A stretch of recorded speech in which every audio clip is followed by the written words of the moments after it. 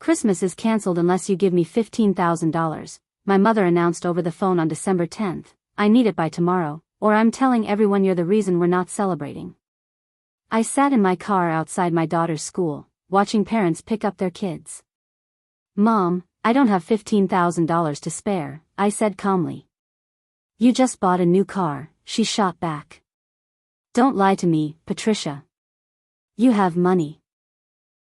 The car was used, bought after saving for 3 years. But Mom didn't care about facts when she needed something. What's the money for? I asked. Bills, she said vaguely. The mortgage is behind. If you don't help, we'll lose the house before Christmas. My parents' house had been paid off for 10 years. I knew because I'd helped them make the final payment. Mom, there's no mortgage on your house. There is now, she snapped. We had to refinance for some investments. Not that it's your business. Red flags everywhere. Mom had always been secretive about money, but this was different. Desperate. I need to think about it, I said. No thinking, she replied. Yes or no? If it's no, don't bother coming for Christmas. None of you. She hung up. My hands shook as I gripped the steering wheel. Something was very wrong. My mother had always been controlling with money. Growing up, she monitored every penny we spent, demanded receipts for school supplies, and accused us of stealing if $1 was missing from her purse. Dad never said anything, just worked longer hours to keep her satisfied. Your mother has expensive tastes, he'd say when we complained about having no money for basics while she bought designer bags. As adults, my siblings and I had learned to keep financial boundaries. But Mom still tried to manipulate us with money. She'd demand loans that became gifts, claim poverty while wearing new jewelry, and threatened to cut us off from the family if we didn't comply. Last Christmas, she'd asked my brother Daniel for $20,000 for a medical emergency. He gave it to her, only to see photos of her and Dad in Hawaii 2 weeks later. It was therapeutic, she'd said when confronted. The doctor recommended travel for my stress. Daniel never got the money back. Now it was my turn, apparently. But $15,000 was my daughter Sophia's college fund, my emergency savings, my security. I'd worked 2 jobs for 5 years to save it. Mom knew this. She'd mocked me for being obsessed with saving just last month. Live a little, she'd said. Money isn't everything. Unless she needed it, apparently. As I continue, please subscribe, comment, like, and share this video. I called my brother Daniel after Mom's ultimatum. He answered immediately, sounding tired. She called you too, he asked. 15,000? 20,000 from me, he said. Threatened to uninvite my kids from Christmas. Did you agree? I asked. Hell no, he said. I'm still paying off the loan I took for her Hawaii emergency. Laura will divorce me if I give Mom more money. Laura was his wife, 8 months pregnant with their 3rd child. They needed every penny for the new baby. What about Tim? I asked about our youngest brother. 30,000, Daniel said. She told him she had cancer and needed treatment. Cancer? My blood ran cold. She used cancer as a lie? Probably, Daniel said bitterly. She's lied about everything else. We decided to investigate before responding to her demands. Daniel would check property records. I'd call Dad privately. Tim would reach out to extended family. Something was happening, and we needed to know what before Mom destroyed our finances along with her own. We meet tomorrow, Daniel said. Your mother has gotten into some trouble, he said carefully. Financial trouble. We're handling it. What kind of trouble? I pressed. It's complicated, he said. But we need help. If you could lend us the money. Dad, what happened to your retirement savings? The investments? The paid-off house? More silence. Your mother made some decisions, he finally said. I don't know all the details. She handles the finances. This was news to me. Dad had always been the financially responsible one. Since when does Mom handle the money? I asked. Since I had the stroke, he said quietly. 2 years ago. Didn't she tell you? I nearly dropped the phone. You had a stroke? When? Why didn't anyone call me? Your mother said she told you, Dad said, confused. She said you were too busy to visit. The lies were staggering. I'd spoken to Mom dozens of times in 2 years. She'd never mentioned Dad's stroke. I met Daniel and Tim at the coffee shop the next morning. We compared notes, and the picture that emerged was terrifying. Dad's stroke had been mild but enough to affect his cognitive function. Mom had used it to take control of everything: finances, medical decisions, communication with us. She's been intercepting his calls, Tim said. I tested it. Called the house phone when I knew she was out. Dad said he hadn't heard from me in months. She told me Dad didn't want to talk to me, Daniel added. Said I'd disappointed him by not lending more money. The isolation tactics were classic abuse. But the financial revelations were worse. Daniel had pulled property records. The house had been refinanced 3 times in 2 years, borrowing against all the equity. They owe $400,000 on a house that was paid off, he reported. Where did the money go? That's not all, Tim said, pulling out his laptop. I have a friend at the bank. He can't give specifics, but he said there've been suspicious transfers. Large amounts to something called Golden Opportunities LLC. None of us had heard of it. But Tim's research found it registered to someone named Marcus Webb. Who's Marcus Webb? I asked. Tim turned his screen toward us. A news article from 6 months ago: local man arrested in investment fraud scheme. Marcus Webb ran a Ponzi scheme targeting elderly couples. He promised massive returns on investments, specifically preying on retirees worried about outliving their savings. Mom and Dad fit the profile perfectly.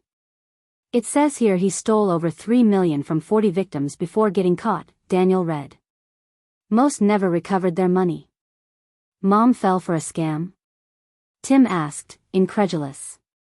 She's the most suspicious person I know. Not about money, I said, remembering her designer bags, expensive cars, constant need for more. She's always been vulnerable to get-rich-quick schemes. We sat in silence, absorbing the implications. Our parents had lost everything to a con artist. Now Mom was trying to con us to cover it up. We need to confront her, Daniel said. Together, united. She'll deny everything, I warned. Then we bring evidence, Tim said. And we bring Dad. He deserves to know what's happening to his money. We agreed to meet at our parents' house that evening. Mom would be furious, but we were past caring about her anger. This was about saving our father from financial ruin and possible elder abuse. What if she really does cancel Christmas? Tim asked. Then we have it without her, Daniel said firmly. That evening, we arrived at our parents' house together. Mom opened the door, her face cycling through surprise, anger, and calculation. What is this, an intervention? She said sarcastically. Actually, yes, Daniel said, pushing past her. Dad needs to hear this. Dad was in the living room, looking confused but pleased to see us.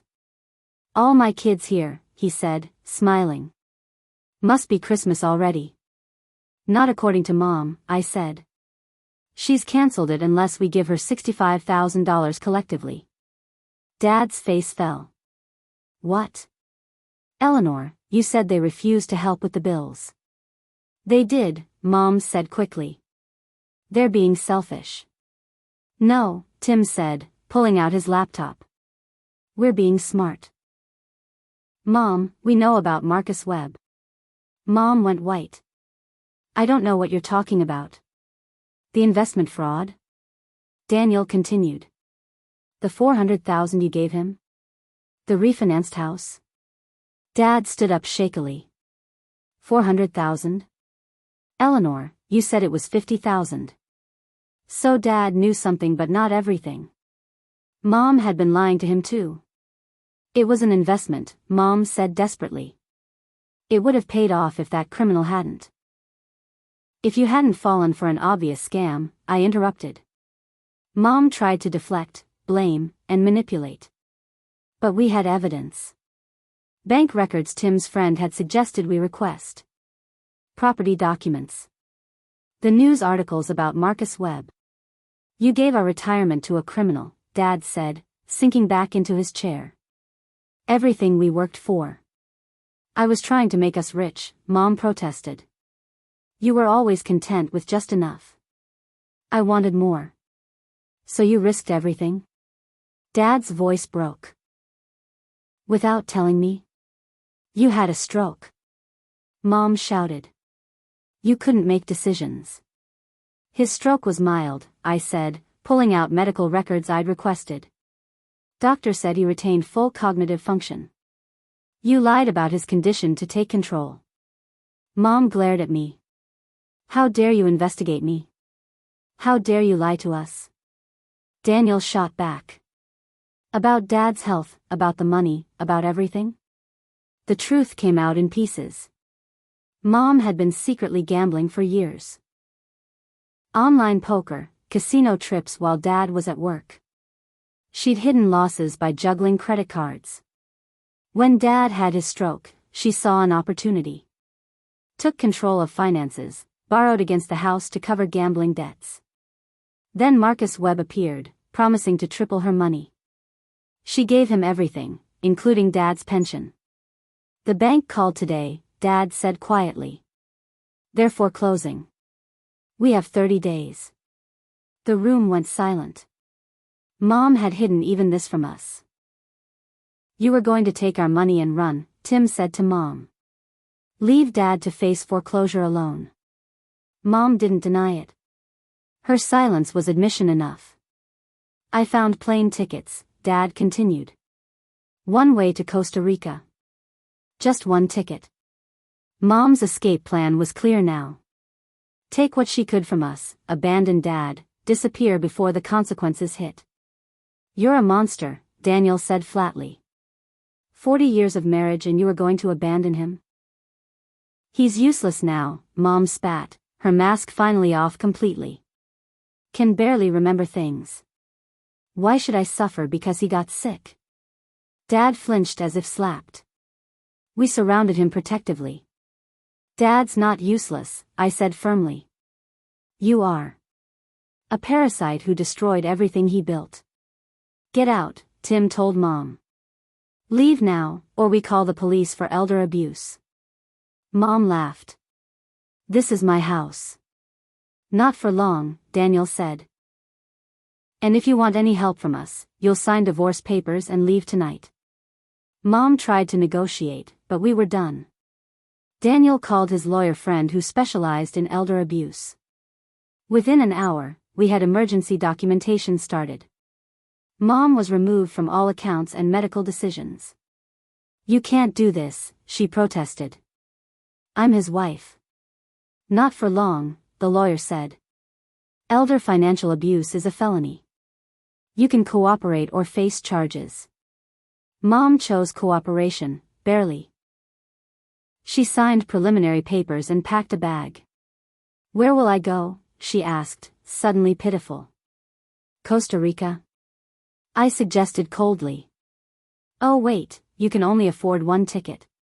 She left with one suitcase, no money from us, and no family support. We watched her drive away in her luxury car that would soon be repossessed. Good riddance, Tim said. Dad cried. Despite everything, he'd loved her. Or loved who he thought she was. 40 years, he kept saying. How did I not see it? She hid it well, Daniel assured him. And we'll fix this. We spent the night planning. Between the three of us, we could help Dad save the house. Not by giving money to Mom, but by dealing directly with the bank. The next morning, I went to the bank with Dad and Daniel. The foreclosure specialist was sympathetic when we explained the situation. Elder financial abuse is more common than you'd think, she said. Let's see what we can do. The damage was extensive. Mom had borrowed $400,000 against the house worth $500,000. Monthly payments were $3,500, impossible on Dad's reduced pension. Can we refinance? Daniel asked. Not with this debt-to-income ratio, the banker said. But there might be another option. She explained that if we could prove fraud, the loans might be voidable. Mom had forged Dad's signature on some documents while he was hospitalized. We'll need police reports, medical records, and an investigation, she said. It'll take time. We have 30 days, I reminded her. I can request an extension given the circumstances, she offered. 90 days to sort this out. We agreed. Tim started the police reports. I gathered medical documentation. Daniel worked with the lawyer on divorce proceedings. Dad moved in with me temporarily. My daughter Sophia adored her grandfather, and he needed the care. Within a week, the investigation revealed more than we'd imagined. Mom had opened credit cards in Dad's name, my name, and my brother's names. Total debt, $150,000 across 23 cards. How did she get our information? Tim asked the fraud investigator. She's your mother, the investigator said. She had access to everything. Birth certificates, social security numbers, addresses. The violations were criminal. Identity theft, elder abuse, fraud. Mom had built a house of cards that was collapsing. We'll press charges, the investigator said. This is serious enough for federal prosecution. Mom was arrested 5 days later at a casino. She'd been trying to win back money to flee the country. The irony wasn't lost on anyone. She had $6 left, the officer told us. Spent everything else on slot machines. No sympathy from any of us. She'd destroyed Dad's life for the addiction she'd hidden for decades. The court froze all assets pending investigation. Mom's luxury car, her jewelry, even her designer clothes became evidence. She'd spent over $1 million in 5 years. Dad's lifetime of savings, gone into slot machines and poker games. Christmas approached with no resolution. The house was still in foreclosure limbo. Mom was out on bail, staying with her enabling sister who believed her lies. Dad was depressed, barely eating. She ruined Christmas, he said one evening. Our family's destroyed. No, I said firmly. She tried to ruin it. We're still here. Daniel and Tim agreed. We'd have Christmas despite everything. Not at the family house, but together. We'll make new traditions, Sophia said to her grandfather. Better ones without the mean grandma. Even Dad smiled at that. Kids saw truth clearly. Christmas Eve arrived with snow. We gathered at my house, Dad, my brothers, and their families, and even some cousins Mom had alienated over the years. The bank had called that afternoon with shocking news. Marcus Webb, the scammer, had been convicted. As part of his plea deal, he was returning what money remained. Your parents will receive about $200,000, the prosecutor said. Not everything, but enough to save the house. It was a Christmas miracle of sorts. The house could be saved, the debts partially paid.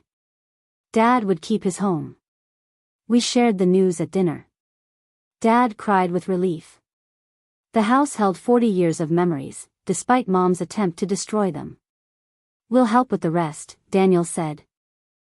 Between all of us, we can manage the remaining debt. I can't ask that, Dad protested. You're not asking, Tim said. We're offering. Family helps family. Real family, I added, the dig at Mom implicit. We spent Christmas Eve playing games, sharing stories, and rebuilding what Mom had tried to break. Dad laughed for the first time in weeks when Sophia beat him at checkers. Your grandmother hated when I laughed, he said suddenly. Said it was too loud. Laugh louder, Grandpa, Sophia said. Laugh so loud she hears it wherever she is. He did. We all did. The house filled with joy Mom had tried to steal. Later, we looked through old photos, the ones from before Mom's greed consumed her. She was beautiful once, Dad said sadly. Inside and out. I don't know when that changed. Addiction changes people, Daniel said gently. This isn't your fault. But Dad would always wonder what he'd missed, what signs he'd ignored. Christmas morning brought another surprise. Mom showed up at my house, demanding to see Dad. It's Christmas, she said. I'm still his wife. Not welcome here, I said, blocking the door. Dad doesn't want to see you. Let him tell me that, she demanded. Dad appeared behind me, looking stronger than he had in weeks. Eleanor, you stole everything from me. My money, my trust, my dignity. Stay away. You can't mean that, she said, tears starting. 40 years, Tom. 40 years of lies, he replied. I know about the affairs now too. This was news to us. Mom's face confirmed it. Who told you? She whispered. Your sister, Dad said. She thought I should know everything before the divorce. 3 affairs, Eleanor. While I worked double shifts to pay for your shopping. Mom's carefully constructed image crumbled completely. The devoted wife was a serial cheater. The financial victim was a gambling addict. The caring mother was a manipulator who'd stolen her children's identities. Please, she begged. It's Christmas. Christmas you canceled, Tim reminded her from behind Dad. Unless we gave you money to fund your escape. Mom left when we threatened to call the police. She'd violated the restraining order Dad had filed. We watched her drive away in a borrowed car, her luxury vehicle already repossessed. Think we'll see her again? Tim asked. Probably when she needs money, Daniel said cynically. The divorce proceeded quickly. Mom got nothing except debt. Dad kept the house, though diminished by loans. We helped him restructure finances, sell unnecessary items, and budget carefully. The identity theft charges meant Mom faced serious prison time.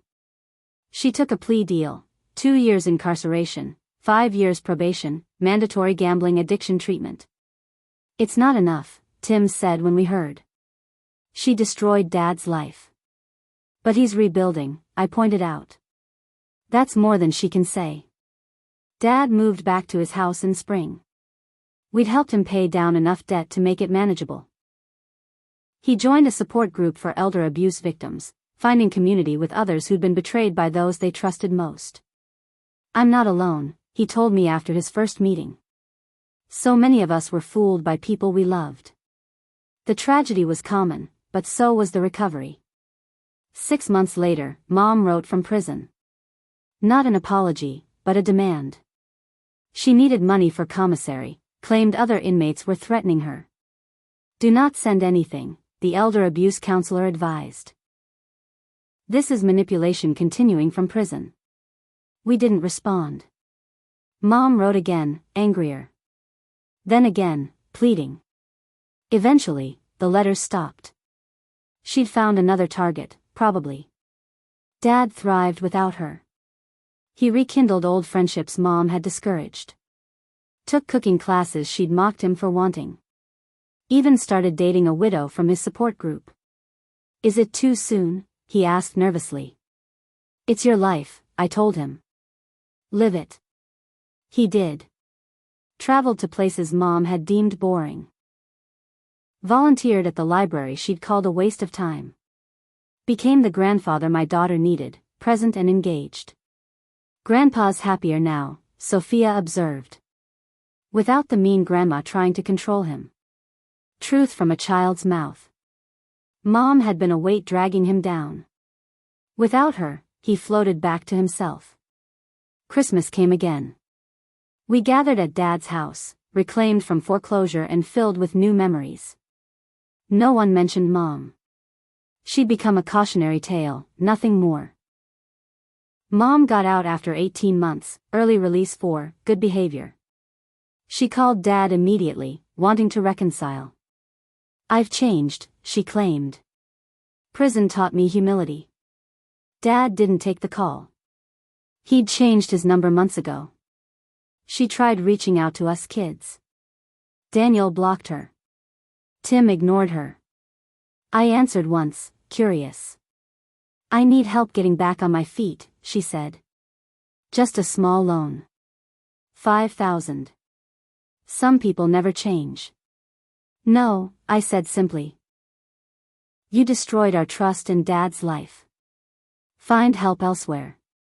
"I'm your mother," she said, as if that meant something after everything. Biologically, I agreed. Nothing more. She hung up. Later, I heard she'd moved in with her sister, the enabler who still believed Mom was a victim. They deserved each other. Dad, meanwhile, had proposed to Margaret, the widow from his support group. "Is it okay?" he asked us kids. "More than okay," we assured him. "You deserve happiness." The wedding was small, intimate. Margaret's kids welcomed Dad warmly. They'd heard the story, understood the journey. "Your father's a survivor," Margaret told me. "That takes incredible strength." 2 Christmases after Mom's release, she tried one more manipulation. Claimed she was dying, wanted to reconcile before the end. Tim almost fell for it. "What if she's really sick?" he asked. Daniel investigated. Found Mom healthy, working at a casino of all places. Still gambling with her paychecks, still lying to everyone. "She'll never change," Daniel reported. The dying claim was just another scam. We stopped responding entirely. Dad and Margaret built a beautiful life together. Traveled, laughed, loved. The debt was finally paid off through careful management and the partial restitution. "I'm free," Dad said on the day of the last payment. Financially and emotionally. Mom became a ghost, occasionally appearing at the edges of our lives through mutual acquaintances. Always asking for money, always claiming hardship, always lying. "I saw your mother," a family friend said once. "She says you kids abandoned her." "We escaped her," I corrected. "There's a difference." The friend understood once I explained.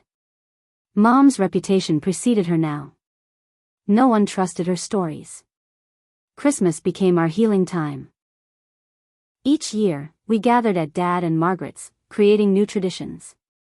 Mom had tried to weaponize the holiday, make it about money and manipulation.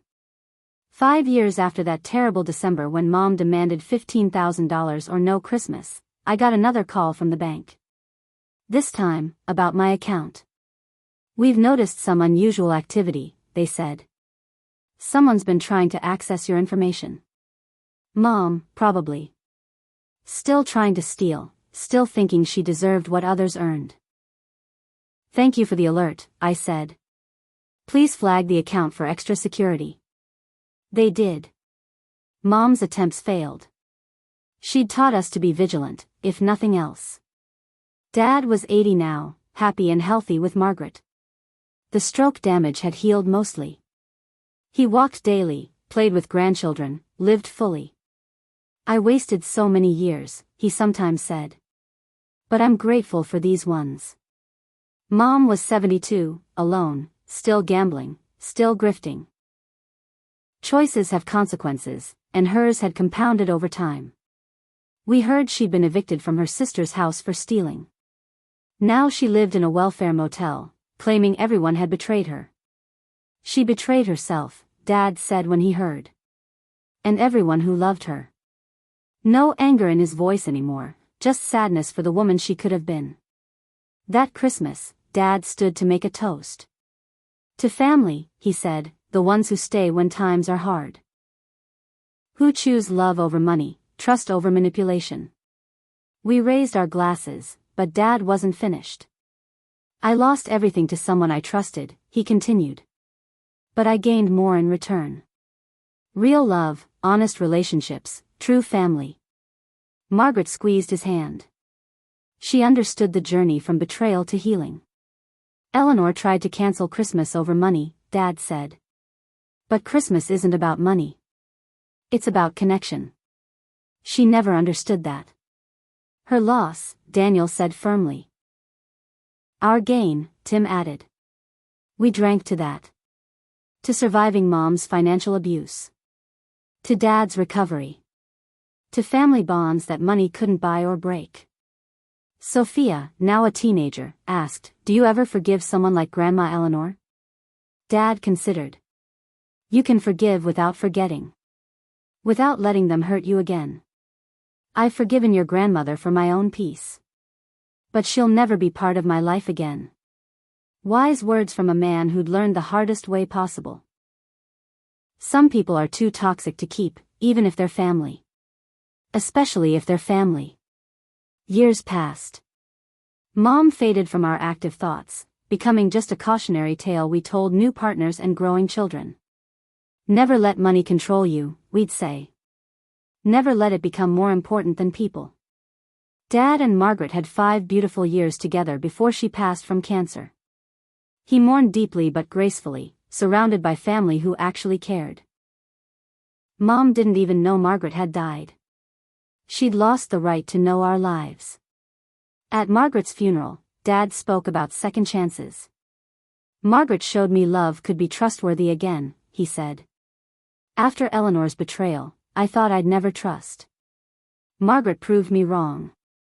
We supported Dad through his grief, taking turns visiting, calling daily. Real family shows up for the hard parts. You kids saved me, Dad told us one evening. When you confronted your mother, when you refused her demands, you saved my life. You saved yourself, I corrected. By choosing recovery over enabling her. We saved each other, he decided. That's what family does. Mom, wherever she was, had never understood that. She'd seen family as resources to exploit, not relationships to cherish. Dad lived another 3 years after Margaret passed. Peacefully, surrounded by love.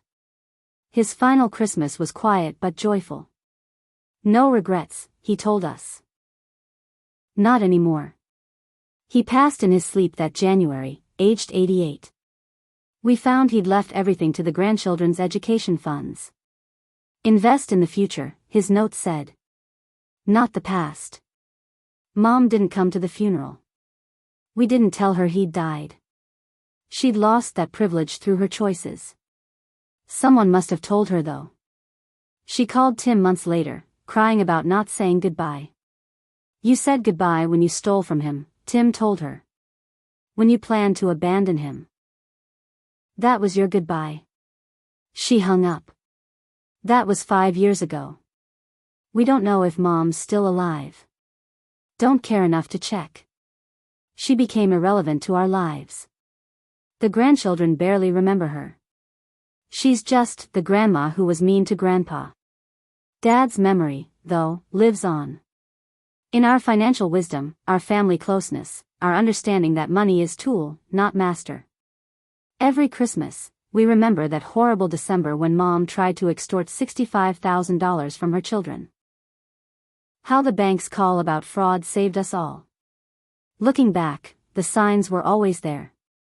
Mom's obsession with appearances, her shopping addiction, her contempt for Dad's contentment with enough. We'd ignored them, made excuses, enabled her. Family is family, we'd said. But toxic is toxic, even with shared DNA. Her demanding $15,000 that December was actually a gift. It forced us to see what she really was, a predator who happened to be our mother. Without that crisis, Dad might have died broke and alone while Mom gambled away his legacy. Instead, he died loved, comfortable, and free. The grandchildren learned valuable lessons. About financial literacy, about red flags in relationships, about protecting vulnerable family members. Never let anyone guilt you with family obligations, we teach them. Real family doesn't use guilt as a weapon. Mom had wielded guilt like a sword, cutting anyone who didn't comply. We'd finally learned to block rather than bleed. The house Dad saved stands strong, now owned by Daniel, who maintains it as a family gathering place. Mom had tried to steal it. Instead, it became a symbol of survival.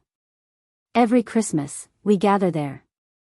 Not in spite of Mom's betrayal, but because of what we learned from it. This story doesn't end with redemption for Mom. Some people don't change, don't learn, don't grow. They just take until there's nothing left to take. Mom was one of those people. But it does end with redemption for us. We learn to set boundaries, protect each other, and recognize manipulation disguised as love. Dad's final years were his best, free from Mom's toxicity. That freedom was worth more than any money she'd stolen. When people ask how we could cut off our mother, we tell them this story. How she demanded $65,000 to not cancel Christmas. How she'd stolen Dad's retirement, committed identity theft, and planned to abandon him. But she's your mother, some say, as if that excuses everything. Biology doesn't grant immunity from consequences, we reply. She chose money over family. We chose Dad over her. Every Christmas now, we toast Dad's memory and the courage it took to stand up to Mom. The $15,000 she demanded from me became Sophia's college fund, as planned. The money we didn't give her saved Dad's house and dignity. Sometimes the best gift you can give someone is saying no. Mom's demand for money that December taught us that. No to manipulation. No to guilt. No to toxic family members who see relatives as ATMs. That's the real Christmas gift, the freedom to choose who deserves your love, money, and presence in your life. Don't forget to subscribe, comment, like, share this video, and activate the notification bell for more interesting stories.